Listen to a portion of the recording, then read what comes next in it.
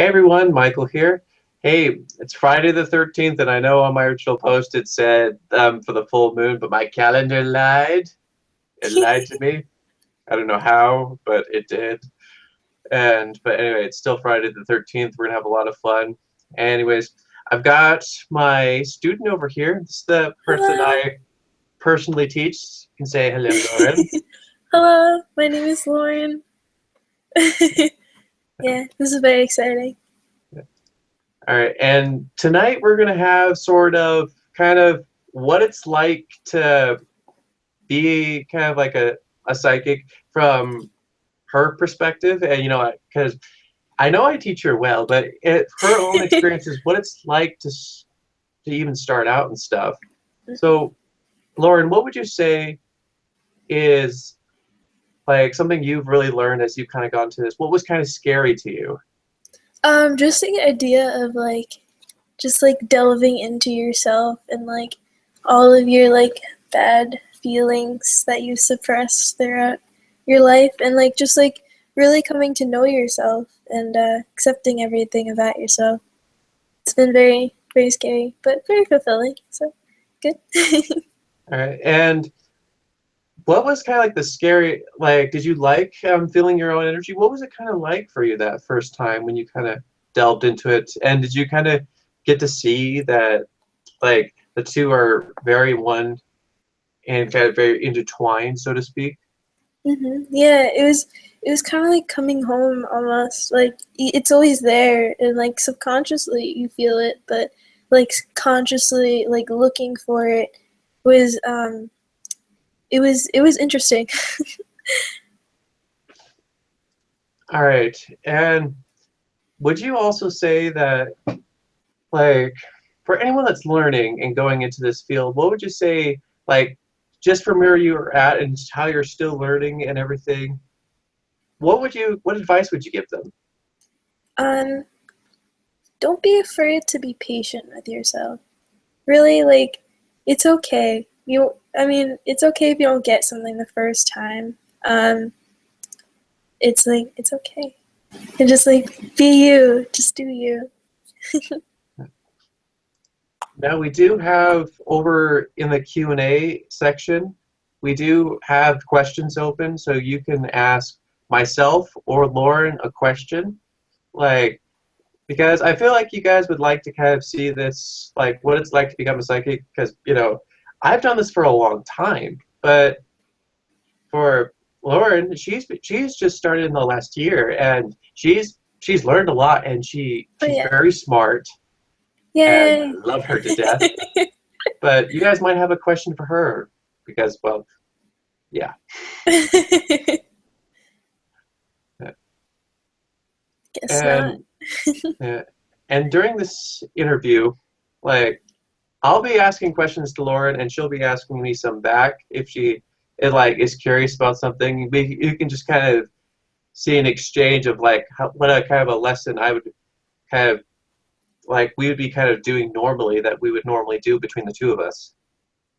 And you'll kind of get to see this exchange back and forth between the both of us. And you can also ask your questions on the side, and you can be a part of it a little bit. Yeah. So I'll keep that Q&A open. And anyways, do you have any questions so far, Lauren? Not so far. So it's okay. All right. Bernica, I'm going to ask a question here, and then we might delve into a little mini lesson. All right, I'm ready. All right. So tonight, would you say, like, what is, like when you have, like, emotional energy, what does it, like, really feel like to you, like, in each of the chakras? Like, for example, do you feel a lot of emotions within, like, the mind, the third eye, or in the heart? I feel a lot of emotions I feel them very physically, in the heart chakra a lot of the time, and also I don't know, sometimes when you get scared, your hands are cold, and so it's also a physical sensation. Um and it's also there's also a mental aspect to it, I'd say. You're thinking about it, and it's I don't know. It's like it's an experience, kind of. Like it's a yeah. Hmm. And like, what are some of the things that you've been able to kind of use that own energy in your own life? Where like, have you ever got to like reach out with your own energy and read someone with those kind of same things? Like, how would you like, for example, like let's say like you have a friend and you're trying to give them some advice or a reading. And if you were like, how would you, from your perspective, how would you go and read that person? Like, how would you go about it? Um, personally, I just try to kind of like feel out their energy, and like if I know the person pretty well, like I'll also offer like advice. Um, but if I'm reading somebody, like a lot of the time I will like try to see things from their perspective a little bit, and so it's not just like me, just like all me. It's like them too. Um, so it's a lot of that. And it's also like energy exchange kind of, and like a lot of it is I see things in my third eye and I kind of interpret that. So yeah. Hmm. What about you?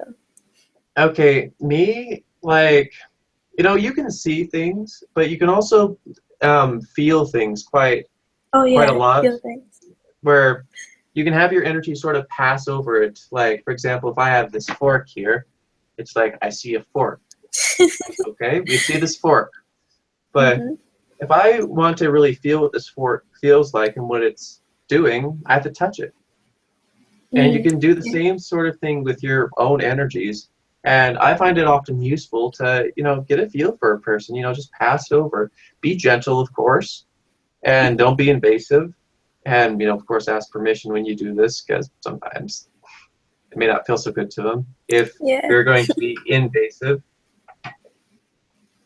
But yeah, that's how I read people. And sometimes I'll just go if I really want to see people, I'll sort of kind of look at them and kind of switch my change. I'll kind of sort of change my view. That's kind of I know that kind of sounds very kind of like a cop out answer, but like there's kind of almost kind of like a state of mind I've kind of put myself into where if I want to really see the energies, my eyes will kind of go and focus. I'm really going to try to see them with my mind's eye and also with my physical vision. And they'll kind of start to overlay each other. Some part of it within the mind's eye and also part of it into the physical vision. And it kind of creates like kind of like an overlaid image together. Interesting. Yeah. All right. Now, do you want to go into a lesson tonight, or what do you want to do? Sure, let's do it. All right. So, what are you curious about, or do you want me to just kind of wing it tonight? Hmm. I don't know. I want to see what your brain is doing. What do you All right. All right. All right. All right. We'll do something a little fun tonight. All Okay. right. We're gonna work very much with energy tonight, Oh and boy. the kind of and I know I should have just said energy is like buzzword, but what we're going to be doing tonight is do you have a crystal near you, or not really? Not near me. Okay, we're going to learn a little bit tonight on how to work with crystal energy. Do you have one that you are kind of close with that you remember very well? Oh, I have one I like a lot. Would you like me to go get it? Yeah, sure. And while we're waiting, the audience can ask some questions. Okay. I will return shortly.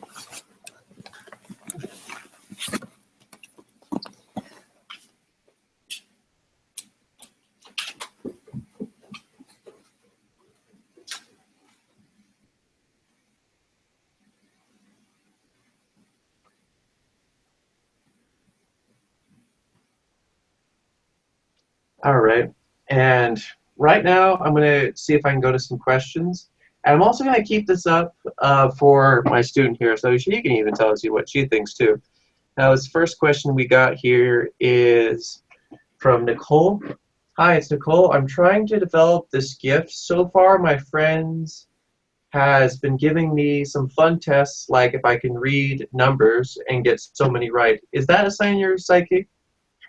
Well, I guess if you want to kind of put it that way, that is a definite gift. You can go into a psychic, but that's that's kind of a very, very loose term.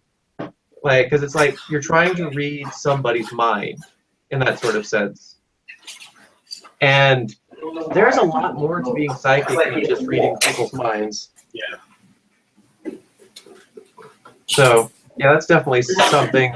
So there's not just one. I'm doing the thing. Oh, it looks like my student's back. Well, I'm back. Yeah. Hey, Lauren, what do you think of this question here that we got up? Do you see it on that your side? No. All I right. don't. I'll send it to you through your Facebook. Okay. Okay. And I already answered that on my end, but I'd like you to see what you think too. Okay.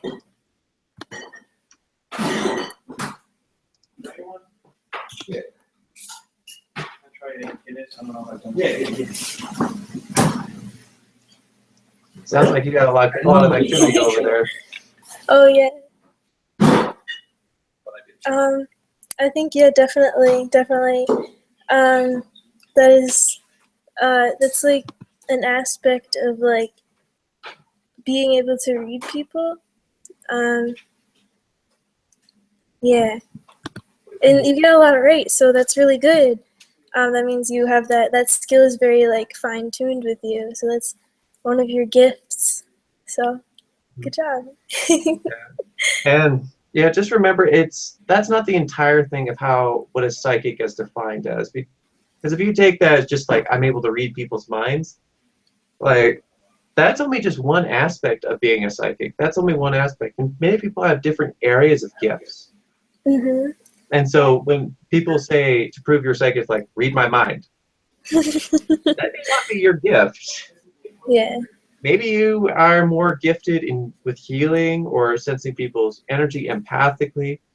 And everyone has their own gifts, so really keep that in mind when you're kind of going to that. All right, so Lauren has her crystal. Me too. This is it. I thought it was really pretty. All right, what kind of crystal is it? There's like a really small sticker. I don't know. I bought it like a really long time ago. I think it's Amazonite. I don't know. There's like the sticker is so small. All right. But I think it's Amazonite. All right, so take it in your hand. Okay. All right. All right, so I want you to close your eyes down.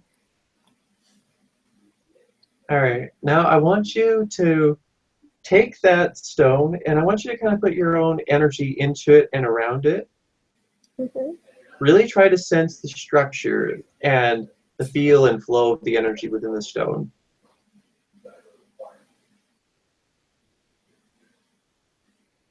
Like, make sure you have it really, really down in your mind. Mm-hmm. And even right down to its feel, in essence. All right. Well, I don't know if you've like taken like a chemistry class like in depth, but like I'm pretty sure the crystalline structure is body center cubic. So that's like there's like an atom in the middle, and then like there's like a square around it. Mm-hmm. I'm pretty sure that's it, but I could be wrong, so don't quote me on that. But that's what I got from it. It's like very how do I explain this? It's very intuitive. Like the stone itself is very intuitive. It's like I felt it a lot like in my head. Like the stone like is the feeling is in your head. It's like it has like imbued with like its own like intelligence almost. If that makes any sense. Yeah, that makes a lot of sense. And to anyone that does work with crystals, you know that crystals are very intelligent and that they actually do have knowledge and their own energies to share with. And so, we can also talk about chemical properties too, but the point Yeah. of tonight's lesson is when she puts that crystal down, she's going to try to duplicate that energy in her hand. Oh boy. Yeah. And so, you know, we're going to see how you do, Lauren, and we're going to see how well that's going to work out for you tonight. But yeah, this is one way. If you don't have the crystal on hand, it may not be the exact kind of sort of energy, but it's close. Mhm. And like, so if you want to kind of like say, I need a kind of an atomist kind of energies around me, but I don't have an atomist, Mhm. so you can do this as a Yeah. kind of a way where it's like it doesn't replace the crystal, but it helps. Okay. Yeah. That it's like okay. Do you want me to Yeah. try to do that now? Yeah. So take up your hand. Okay. All right. Now have the crystal's not there anymore, right? Nope. No crystal. Okay. Now I want to have you take that feeling and what you remember, everything about that crystal, and I really want you to try to duplicate that energy flow within like an energy ball. Okay. Do you want me to give it to the audience? If you want to, but that's up to you. Okay. Oh, okay. I'll try. I'll try for you guys. Alright. See how well I do.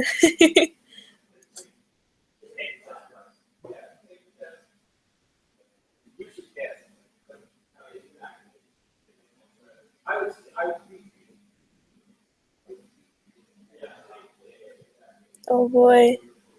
Okay. Should I like? Should I like? Okay. Here you go. Oh, that was actually an interesting one. Yeah. For those of you that know, like, if you watch this video at any point, the energies from the video, like what's happening in that moment, can still be felt outside of it because it's kind of like it's like the light was captured and it's still kind of, even though it's still in this digital form, it can still come out. Yeah. That's the thing I like about videos. You can go Yeah. watch it like 5 years from now. It's still the same. Yeah. All right. Now that's kind of just with crystals. Do you have any questions about that, Lauren? Like with Um, the crystal stuff? not too much. I mean, like, it's just I know a lot of people have a lot of crystals, but haven't really gotten into them that much. I just like this one. I think this is interesting because the person I got it from, actually found it like himself. Like he dug it up and stuff. So I thought that Oh, was pretty interesting. Like he went somewhere in Pennsylvania, and like I think it was in Pennsylvania, it might have been in New York, but then he dug it up. So it's awesome. yeah. And the fun thing about crystals, like even if it's the exact same type of crystal, like you got two atomists, they're still going to be different. Yeah. It's kind of like you've got two people. They both go to the same university. They still, or maybe they're brothers or sisters. They're still going to be different. I have a question for you. So if you have a Okay. crystal and you break it in half, is it still the same, or does it become two? Uh, well, okay. Here's what happens with a crystal. When you break it in half, the energy is changed. And so like the center of energies and how it's like energy flows and forms, it's definitely going to be different. And so like while the general aspects of it are going to be relatively similar, it's never going to quite be the same. Mm.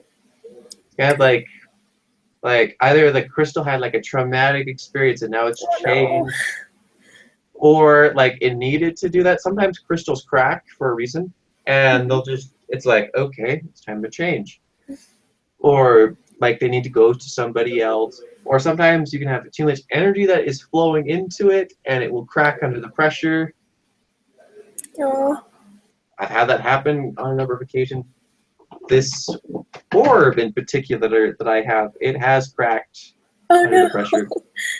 It got a lot more, and it got a lot more cracks in it. So I've kind of been nice to it for a while. For a while. Aw.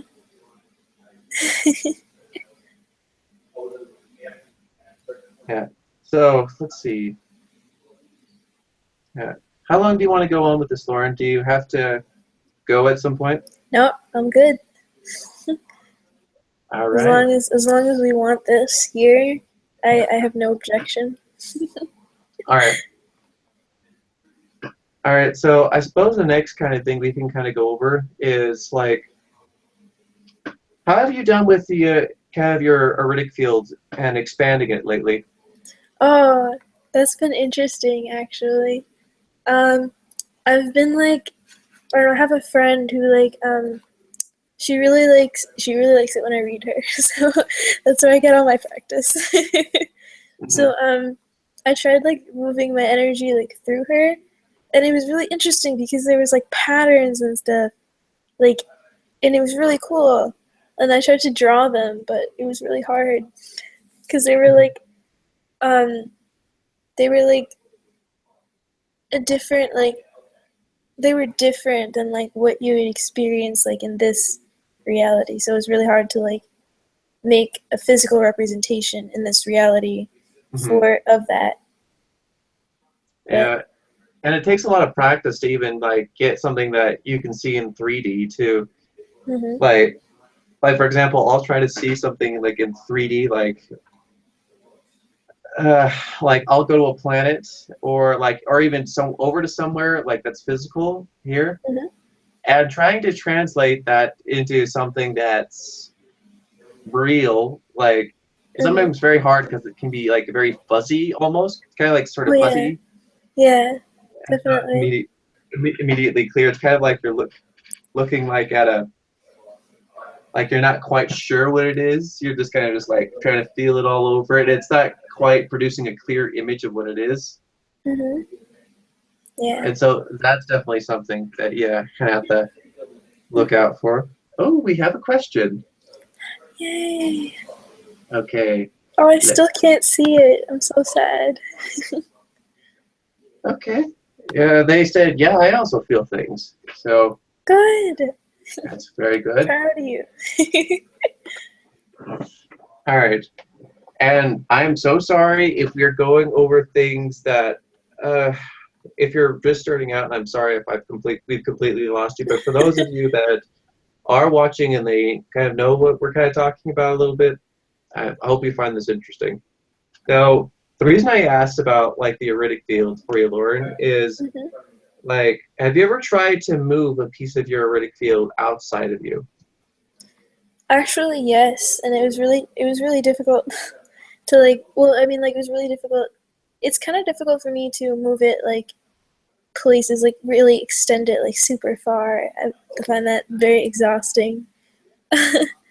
Yeah, um, yeah. yeah, and that's sort of something you'll kind of get used to, Mhm. and eventually gets much easier. But eventually, what you're gonna be able to do is you're gonna be able to take a piece off of it, and or like the entire etheric body, and or Mhm. kind of just like an emissary. But it's kind of like okay, let me kind of give you an example here.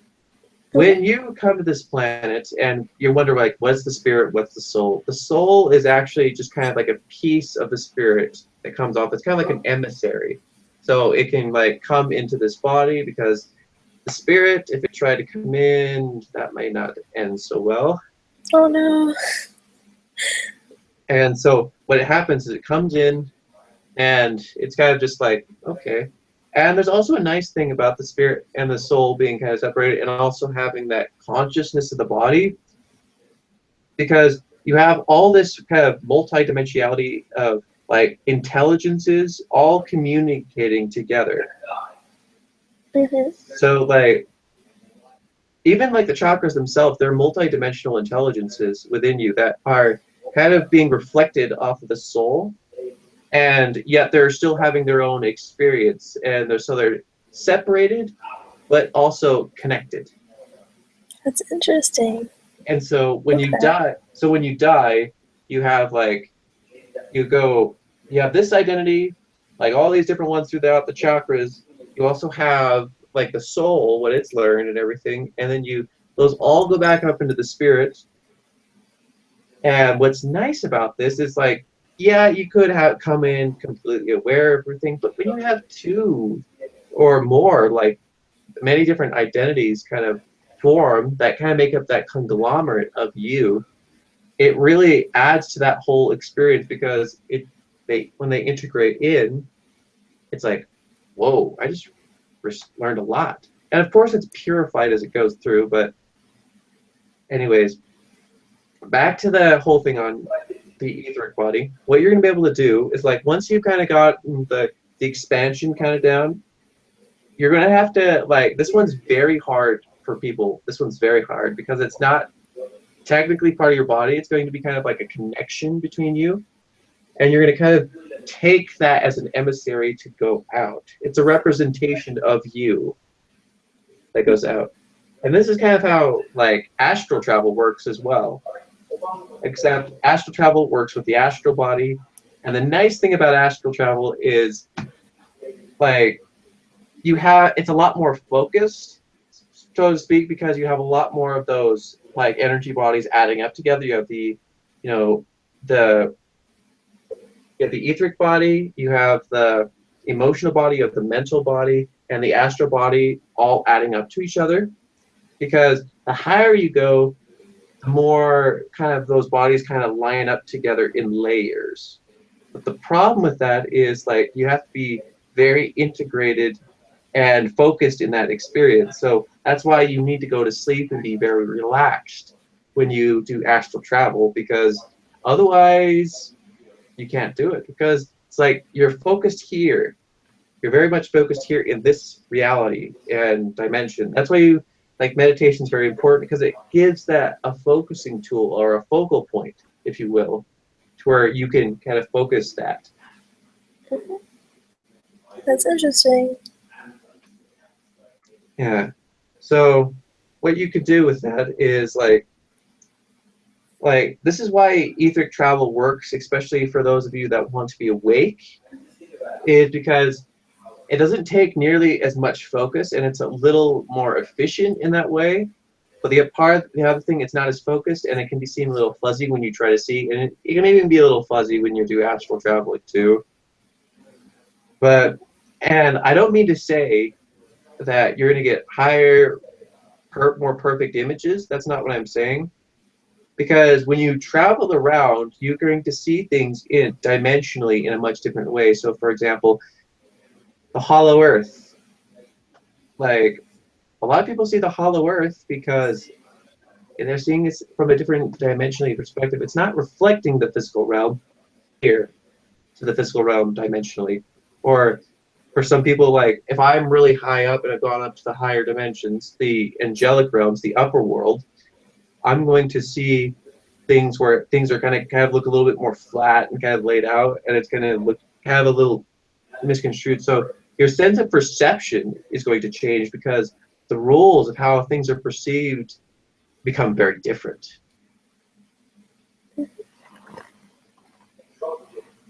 Interesting. So it gets very interesting because, and also I want to kind of bring up something, like when you have you have the physical plane here, you've got the upper world, which most people are familiar with, the starseeds, ETs, and angels are very familiar with that. But then there's also the lower world, and I don't mean hell. That's not what I mean. No.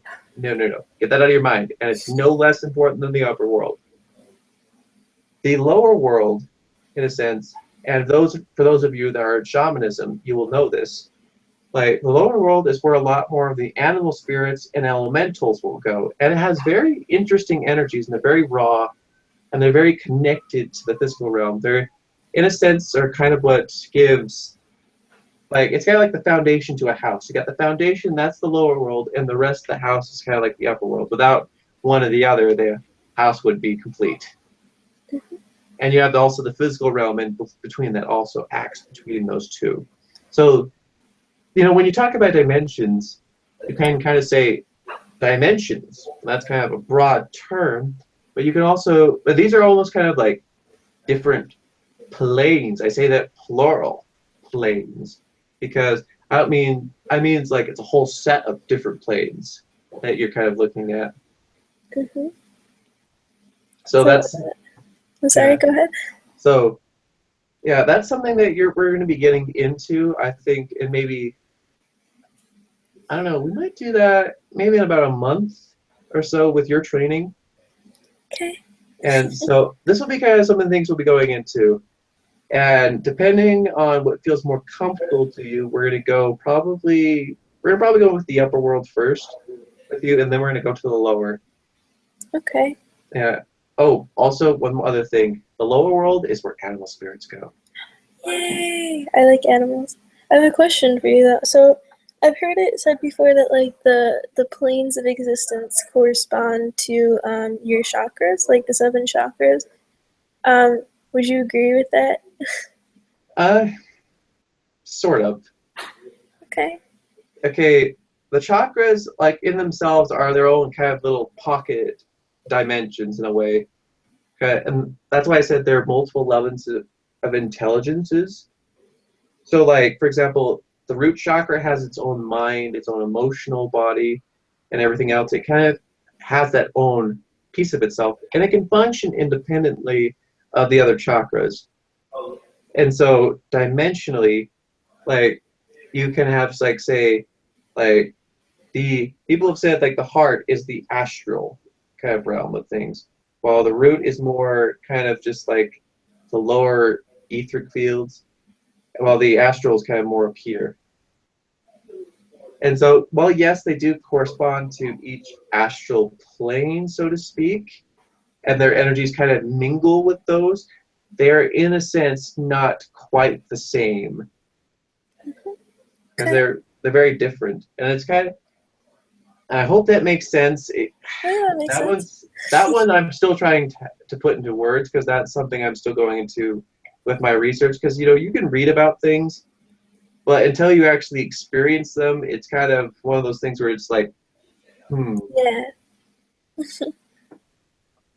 So I apologize if I have not put those into proper wording. No, it makes a little bit of sense. Yeah. Yeah. But yeah, that's something we'll be kind of going into. We'll be kind of going into dimensional stuff, and then we'll also, I don't know if we might do dimensional stuff first, or we might substitute it for our energy construction. Oh, that sounds exciting. All right. But anyways, I think we're probably should come to our end of our broadcast here soon, and I think that's probably enough for you, knowledge or new for tonight for you to absorb, Okay. because I know that was a lot. But if anyone Yeah. has any questions, like as we wrap up here, you can put them in the Q&A before we leave here. All right. Any other questions, Lauren, with the dimensions? No, the one I was gonna ask before was like if they do correspond to the chakras, like what would the physical like where we are now, what chakra would that correspond to? The physics. Oh, yeah. That's kind of But a. Yeah. it's okay. Yeah. That one is kind of like, as I said earlier, these are kind of like their own little pocket dimensions in a sort. Mhm. Okay. Like, yeah, Oh, it's the baby. yeah, Baby. it's a little one. Yeah, and so that was like that question's like, oh, we can't use that anymore. Yeah.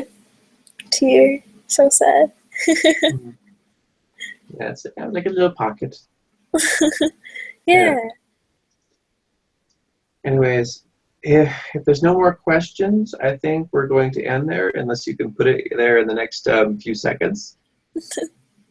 But anyways, I think that's it. Anyways, All right. like, subscribe, and if you have any questions for me and Lauren, and if you guys want to see more of the both of us or another lesson between the both of us, you can comment below. Have a good day, guys, and I'll see you next time. And next video is going to be on kind of, okay, for those of you that don't know, my wife is pregnant, and I'm going to kind of share with you guys what it's like from a psychic's perspective of how a baby develops energetically. Anyways, I'll leave that as a little teaser. Have a great night, guys. Bye.